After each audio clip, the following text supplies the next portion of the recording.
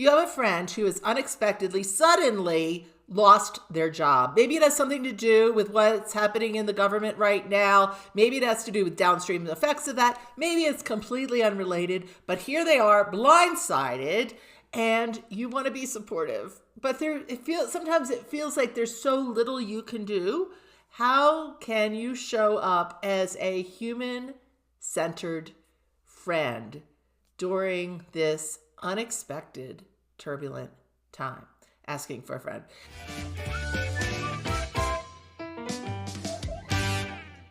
I had to stop and answer this question because I am hearing it from so many people right now. The stories are just flooding in of people who were doing what they believed was very mission critical, human-centered work. And now all that work has stopped. So not only have they lost their job, they feel really defeated because the mission that they cared about is in jeopardy. And so I would say a couple of things. First, what can you do to just really show up empathetic? Really be there, be a listener, and let them feel their feels. You do not necessarily have to have brilliant words. I don't have brilliant words at this point. But people need human connection more than ever during this time. What I would avoid is platitudes, like everything happens for a reason, because right now people are like, yeah, I'll tell you what the reason is, and are frustrated. So that's the first thing. Be a human-centered, connected friend. The second, is there anything really practical that you can do? I remember about 30 years ago, yeah, that makes me sound very old, but my husband had just lost his job unexpectedly. I had just started a new career game-changing job that I was super excited about, and we had a new baby. And we were leveraged because we also had a new house. And my mother-in-law called and said, I'm going to help you with daycare. Whatever you do, don't stop the daycare. Because your husband needs to go look for a job. You need to be confident in your new job. And I'm going to do the best that I can to help you here. Now, that was a big, more than a gesture. That was a big help. But maybe there's something small you can do. If your friend needs help so they can go on an interview with babysitting, or maybe you could just go to lunch and give them a time where they don't even have to think about what's going on, or they can vent. Those could be very practical ways.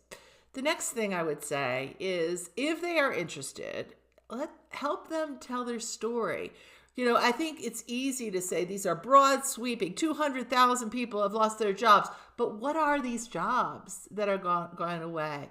And let people understand and tell the story of the important work they did and why it mattered. There's a couple of reasons that matters. First, it can be very cathartic, and it helps people understand the other side of what's happening here.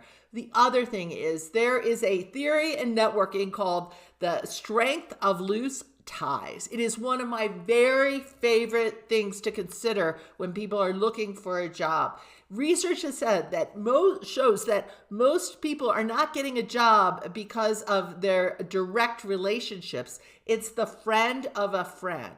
So the more you can be out there and saying, hey, I've got this friend, they've got these amazing skills, they're very mission driven, here are the things that they are really good at, here's some of the things that they've done in the past. And if that can spread, we've got that friend of a friend impact happening sooner.